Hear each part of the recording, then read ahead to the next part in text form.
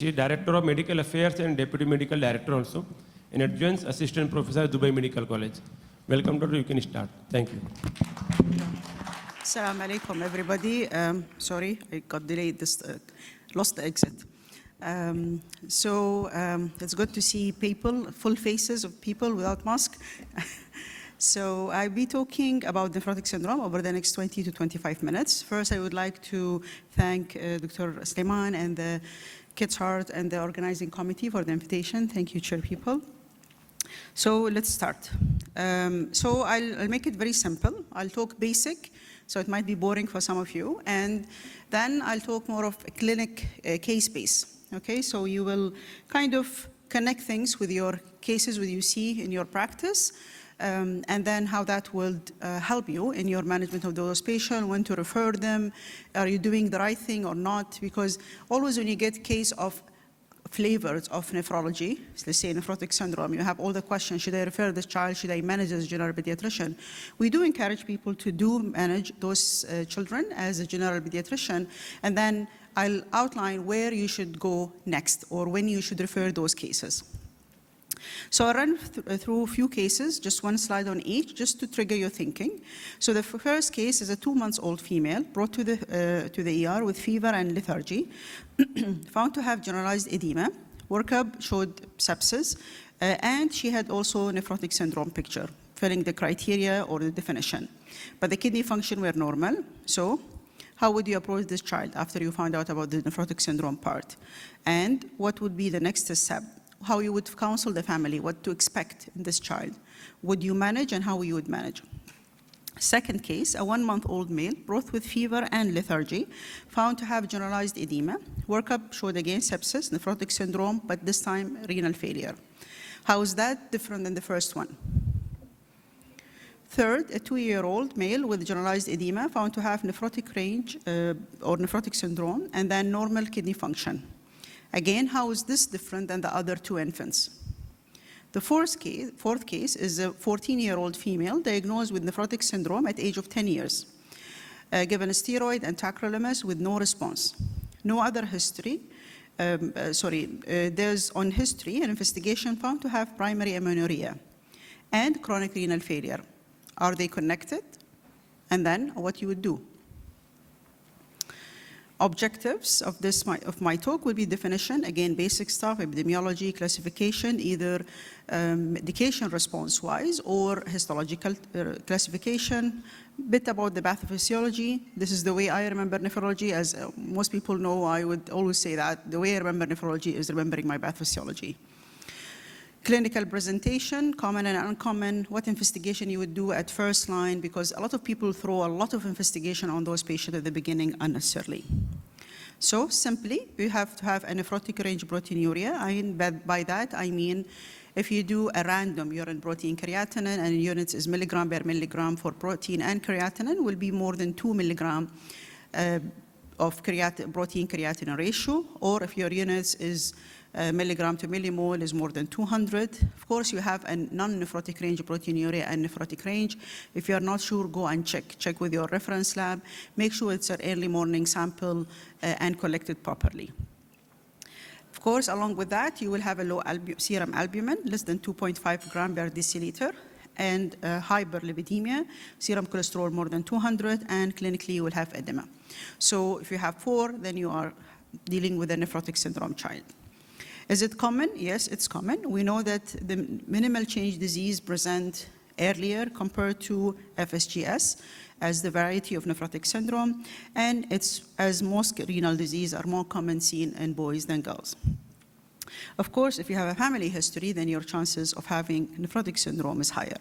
Classification, as I said, there's 2 ways to classify nephrotic syndrome. The first way is the histological type, the minimal change disease, first and the common one, and then the focal segmental glomerulosclerosis, and then you have the MPGN and MGN. We don't see the last 2 much compared to the first 2 in children. Usually, if we see it, it's more of a presentation of a lupus or other variant of autoimmune disease which can present in nephrotic syndrome. The majority of nephrotic syndrome we see is the minimal change one. Of course, we don't tend to biopsy all children. I'll come in a slide with indication of biopsy for children with nephrotic syndrome. Also, we have the etiological classification like any other disease in medicine. You have the primary or a secondary. And in your history and your examination and the age should trigger you if I'm dealing with a primary nephrotic syndrome or is it something secondary, either to infection or autoimmune disease which caused this child to have nephrotic syndrome. So again, definition of primary limited to the kidney or other affected. So don't just, sometimes you might get a referral from your GP in the emergency saying that this child has nephrotic syndrome. Your role as a pediatrician is to dig more into the history and get either personal history or the examination of the child having high blood pressure, having rash, having joint complaint. Those all will trigger your thinking, is it primary or is it secondary? What's the neonatal, it depends of course on the age, how far you will go into the neonatal period and the pregnancy. The younger the child, the more you will dig into the pregnancy, the infection, and so on. So this is a cross-section of how we look at the glomeruli. So you have this, does this work? No, okay, as expected, okay. So, sorry, not for the conference, I mean, it doesn't work on this screen. Do you see my mouse? Also, no, okay. So on the left-hand side, you can see the normal, right? The mouse also, no, yeah. So on the left-hand side, you have the normal glomerular capacity where you have the urinary space, the green one, and then you have inside the capillary loop, you have your protein and red blood cell. So there is a barrier there. See those green kind of foot things? This is the barrier for you, for things to be allowed to be released into the urinary space versus not. So in the capillary with the proteinuria, that border, that green border, get disturbed. Okay, and this is a kind of a closer look. So those are your epithelial cell foot processes. When you always read about effacement of the cell foot processes, those are the one. So the connection between them get disturbed. That can be genetically, where you see it in infants with a congenital nephrotic syndrome, or you can see it later on as an autoimmune problem. This is a closer look with an electron microscopy, okay? So you see those, the one on the left side, you see the fenestration, and then I'll have another picture showing how they are connected. So those podocytes have tons of proteins connecting between one and the other one. Any protein coding for those connecting proteins or binders, let's say, get disturbed, then a leak will happen and a nephrotic syndrome picture will happen, and that's usually fall into the congenital nephrotic or a genetically caused nephrotic syndrome. So the name of those protein line there is where we look for when we say genetic testing for nephrotic syndrome. So you have the nephrin. See, the nephrin is right in the middle. So it contributes to big amount. That's why it's one of the causes. If you have a disturbance in the nephrin, you will have a congenital nephrotic syndrome. So the more or the major effect of that connecting protein between those podocytes, the earlier you would expect to see that disease to happen in children, right? So the nephrin is the one, and then the podocyte. See those, the blue one, the half circle, and the nephron, those are the two ones where commonly cause congenital nephrotic syndrome. The others, we can see it later on because they're not contributing too much. So there's many proteins coding for the connection between one podocyte and the other.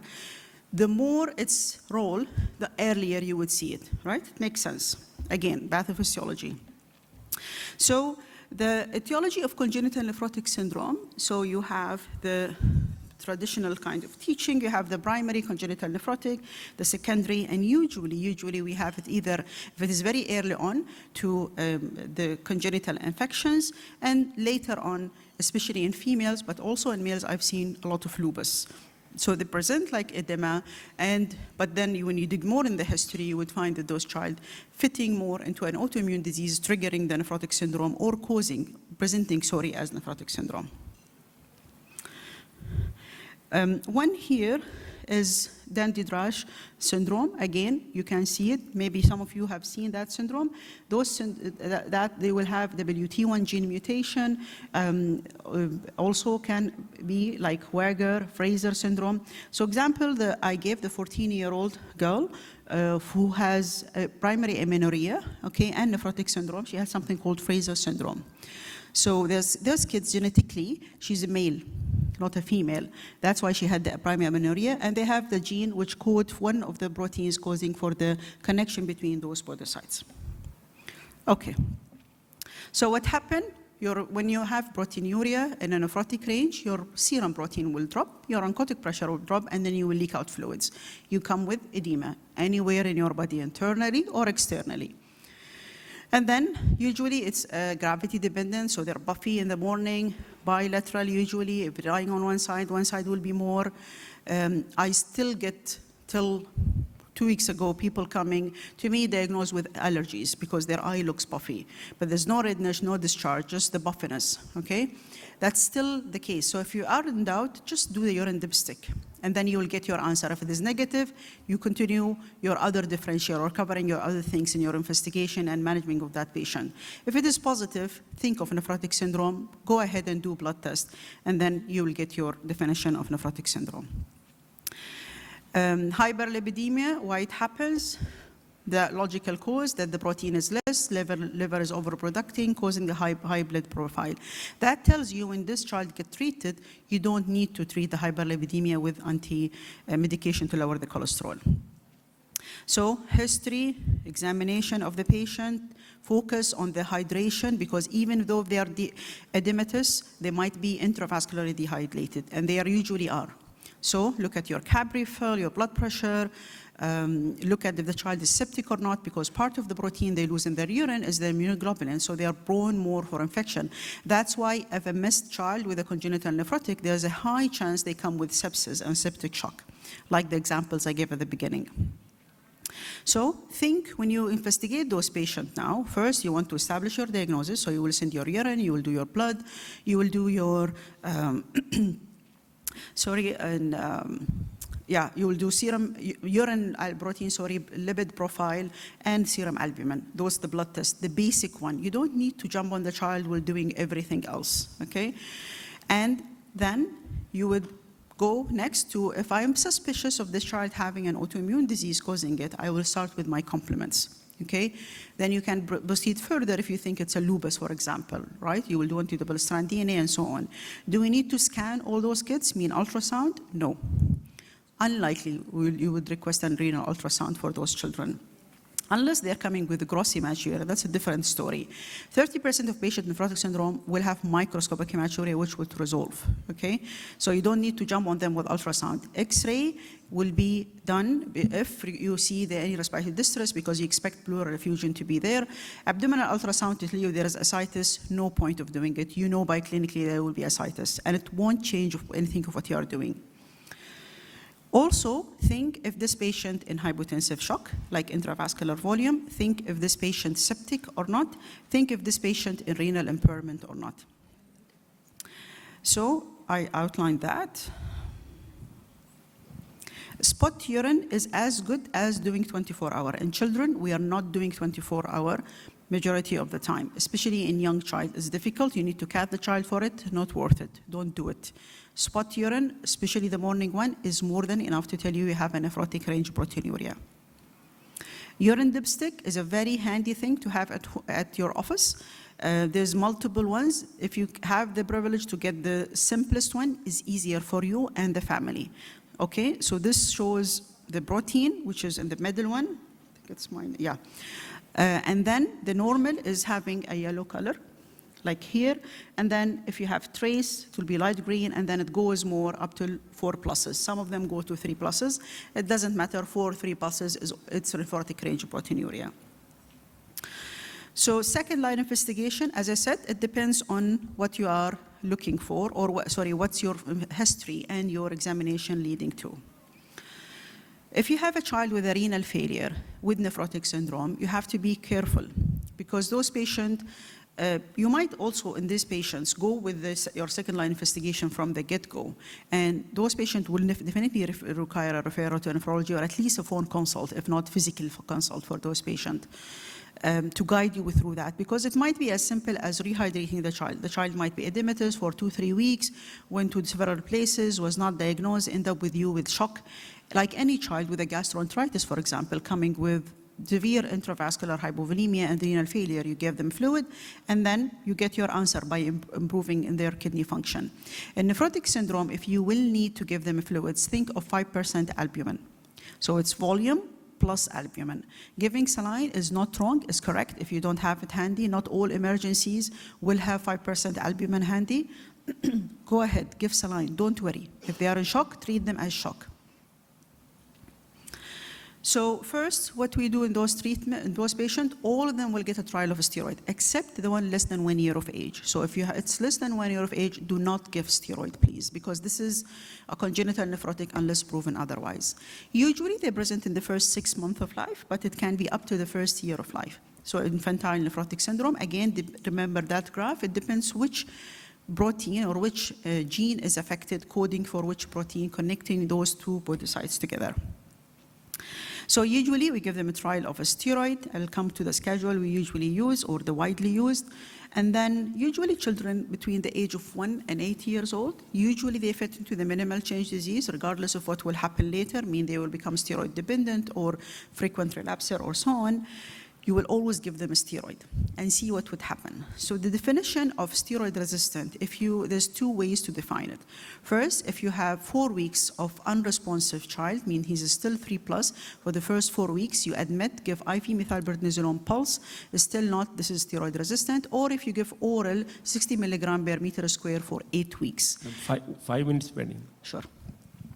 So I usually go with the 4 weeks and then pulse because you less expose them to high dose steroid unnecessarily, because we always think of the steroid as a long-term or accumulative dose, and that will affect their long-term side effect of the steroids. Okay. So minimum total duration of the first presentation of nephrotic syndrome course of steroids should be 12 weeks. And there is a lot of evidence in the literature saying that if you treat properly the first presentation of nephrotic syndrome, you will reduce the chances of relapse. Later on, subsequent relapses, they're very variable according to what schedule you would follow. But then the first presentation, proper treatment, and let the family know about it.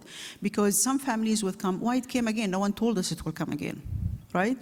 Or we stopped the steroid because his urine became negative. So proper education for the family is fundamental for those cases because it will affect what will happen later in this child. So usually I follow this schedule of 60 milligram per meter square per day as a single morning dose for 4 weeks, regardless of the urine response, and then I will evaluate at 1 month. Of course, during that period, we instruct the family about the salt intake, about the protein intake, about the fluid intake, to minimize their chances of being readmitted again. And proper timing to minimize the excessive weight gain they might have by the dietary changes. So we get the dietitian involved, we give them handouts.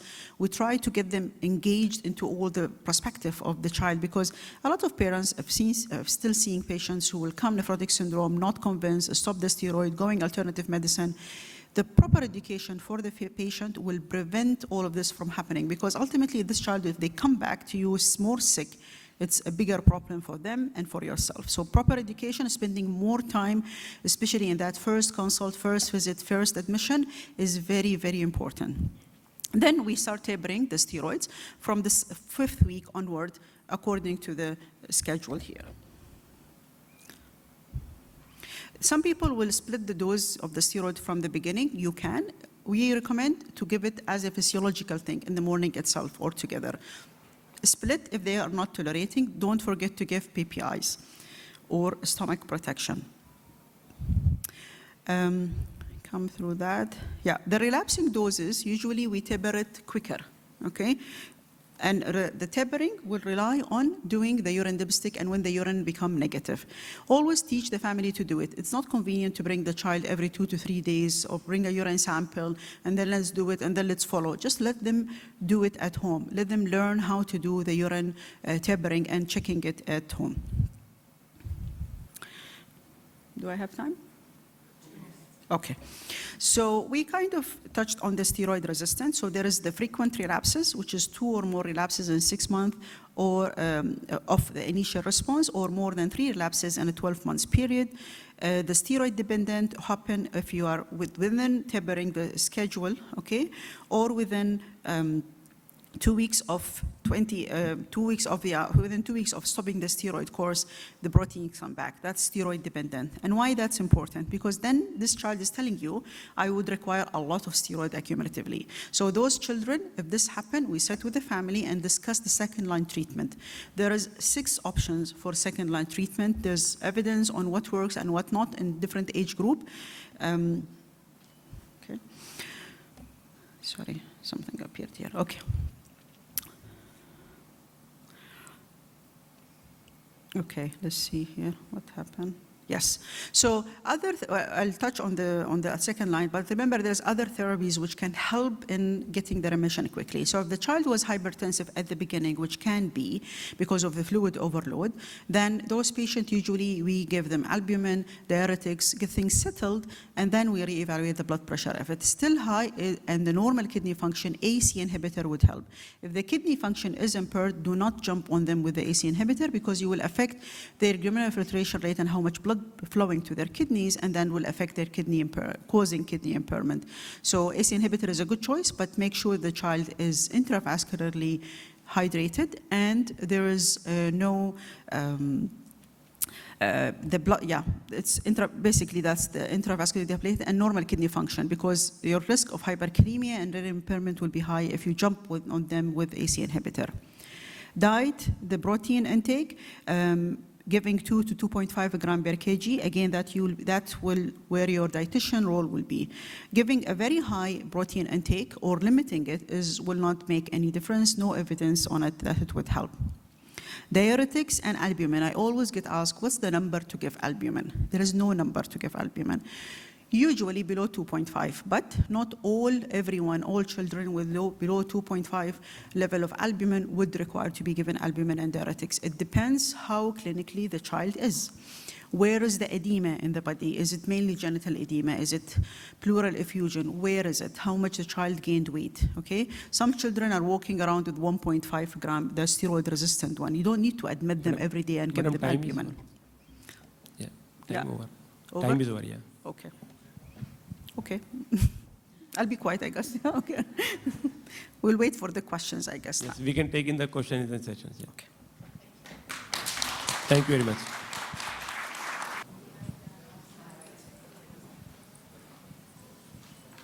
Hello. I have a question for Dr. Dalal. Thank you for the interesting lecture. I wanted to ask about bilingual families. So right now, like a lot of families who speak Arabic and English, they would speak Arabic and English in the same sentence. So does it affect the child development if you speak 2 languages in the same sentence itself? It's still the same. Yeah? We still recommend speaking both, whether you're speaking in the middle of the sentence, beginning of a sentence.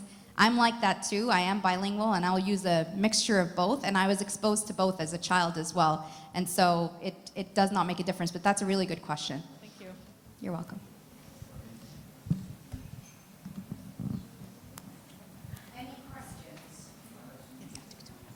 My question is also for Dr. Dalal. Thank you for the lecture. I see kids that they will come at 1.5 years still, okay, is he forming any words? No.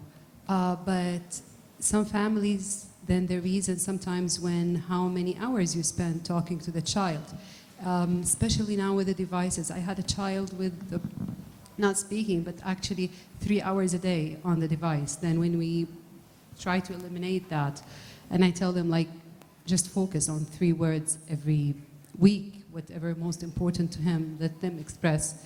So to be honest, I don't know what's your opinion regarding if that approach before doing the referral or it might delay some pickups. That's a really good question. So what I typically tell my patients, talk to your children, sing with your children, read with your children. Put that device down. Replace it with a book, whether it's at bedtime for a good hour, whether it's during the day when they come home from school. Put the device down. Reduce that screen time. Increase the time reading. Reading is key with language development. So what I would say to that parent, if other milestones are appropriately being reached, then I would probably just watch and wait, but closely. So not come back in 3 years, come back in 3 to 6 months. Let's see how we're doing. Before they leave, hand them a book. I don't know how things are done here yet, but I plan for my clinic to always have a bookshelf, and I usually let the kids, before they leave, pick out a book. And I'll usually get the answer is, no, I want to be on my iPad, or no, I'm more interested in the Legos you're about to give me before I leave. But I say, no, let's pick one out together. And maybe you can read it to mom or dad. And even if they're not at that age, let them imagine what they're reading. And even when you're reading to your child, it doesn't have to be word for word. You can come up with a story together. You can make that event more fun for them rather than giving them the tablet. So reading to your child, singing to your child, and just speaking with your child as well.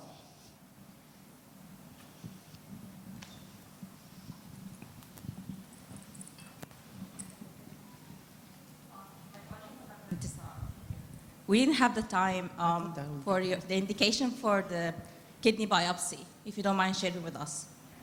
Okay, so it was one of my slides, but I could not teach to that. So the indication for biopsy, it depends on the timing. So the absolute indication if you have a steroid-resistant child, because you need to know where you are with this child. First, does it really fall into that primary nephrotic syndrome, or is it something else, like secondary nephrotic syndrome, especially if you don't have the facilities to get all the immunological workup done. So steroid-resistant for sure is one. If you have a child with an acute kidney injury coming to you with the first presentation of nephrotic syndrome along with kidney injury or acute kidney failure, it used to be called, those patients, if they are not improving over the next few days, you're giving them albumin and diuretics, still not passing much urine, high blood pressure, numbers are getting worse, those patients also are need to be biopsied. Children who are below 1 year of age, like congenital nephrotic, no, it used to be years ago people need to did the biopsy, but now with the privilege of having the genetic testing, handy, easy, accessible, and by definition, if less than 1 year of age, it's a congenital nephrotic, we do not biopsy them. So I would say the absolute one, acute kidney injury, not responding over the next, say, week, or the first week of treatment. Second, it is steroid-resistant children. Or if you have a clear secondary nephrotic syndrome, like lupus, for example, presenting with nephrotic syndrome, but they are not, because their immunological other markers is looking toward that, because we know in lupus, for example, you need to know which class of lupus is affected in the kidney. That will affect your treatment either acutely or long term, and there what you will counsel the family about the outcome.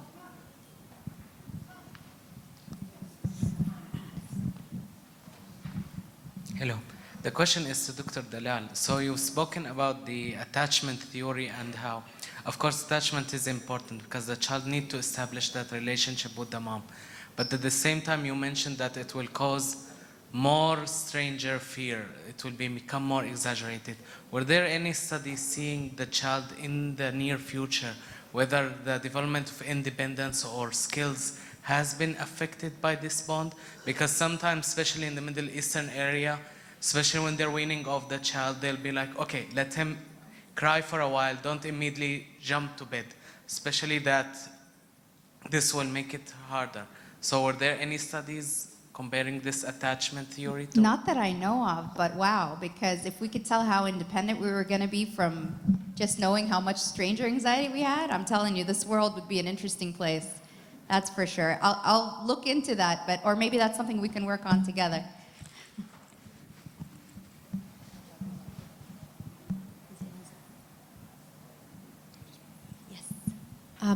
I've got a question for you.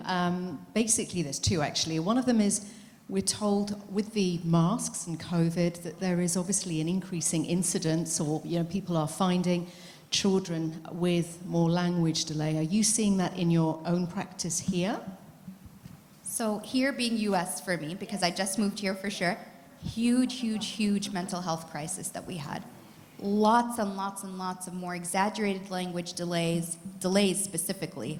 And not just with language, we were seeing a lot of social emotional delays, a lot more anxiety, a lot more depression. Our core ASD, autism spectrum disorder symptoms, were a lot more pronounced. Rigidity was much worse, and it was so much more difficult to get from that stage to going back to school. So not only are we changing their routine for the pandemic. We're now changing back to kind of socializing and expecting more from children from a social standpoint and language standpoint. So absolutely is something we saw a lot more of an exaggerated reaction. It was a huge, huge, huge mental health crisis. Our wait lists went up from 18 months to about 24 months to come in and see us, and same for psychiatrists, and I think they were bouncing back between us and psychiatry because no one knew what to do because of the wait list. Thank you. The last question I have is about awareness of language, because we're fortunate, obviously many children will come for their checkups to their pediatrician, but there are going to be a group of children that aren't seen regularly for various reasons.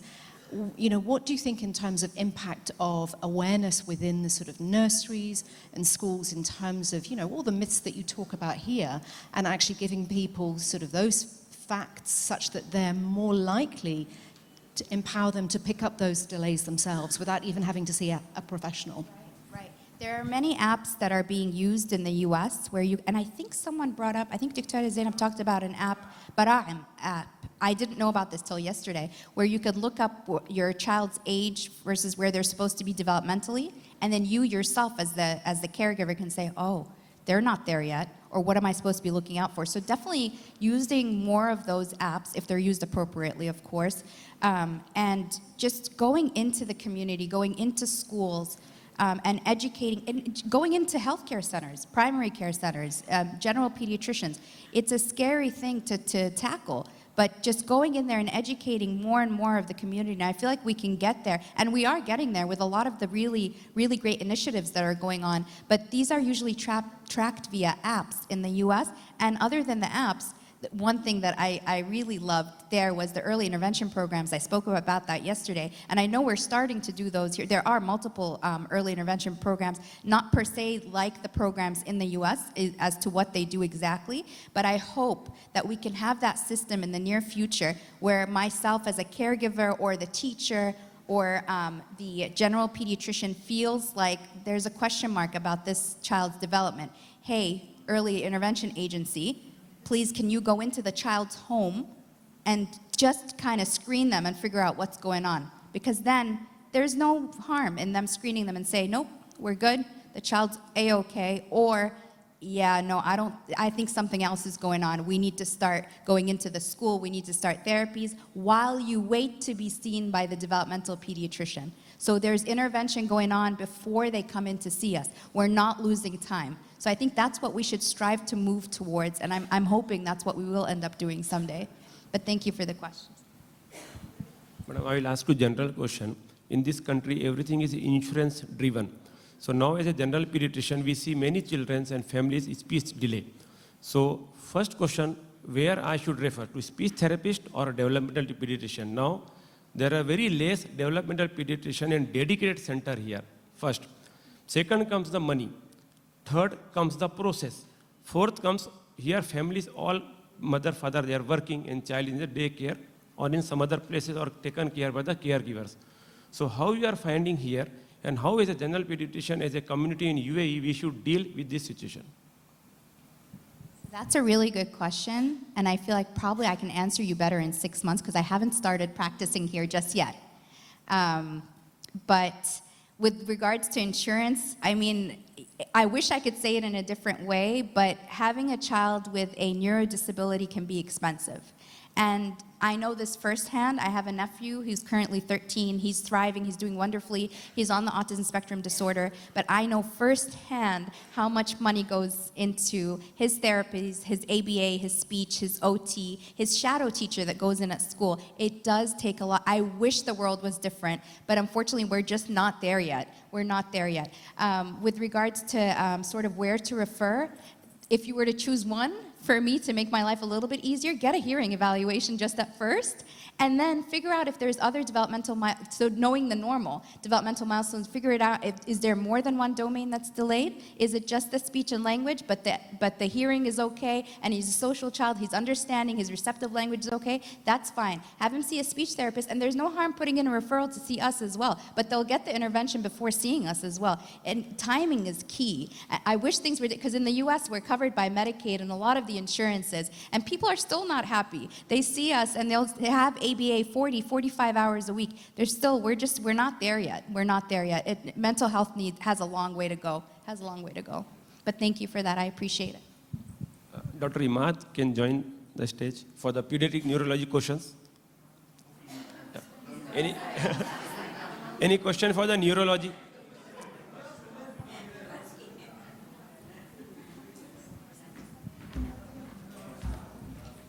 Yeah? Thank you, Dr. Entesar, and thank you, Dr. Dalal, for the beautiful presentations. And I would also like to thank the both moderators. And can we give the gift, please? Dr. Entesar, please. Okay. Give the first one, Dr. Entesar. Shall I just give it like that? Just like this? Hold it, and then she can hold it. I know I'm not good like this.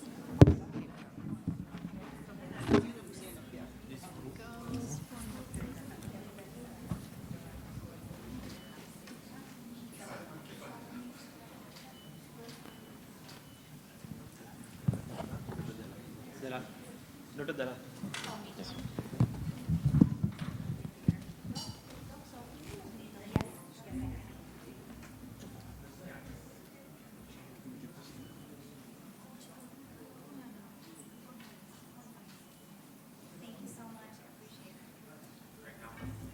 And Dr. Ahmad? You're very welcome. He's already given it to him? Okay. Oh, okay.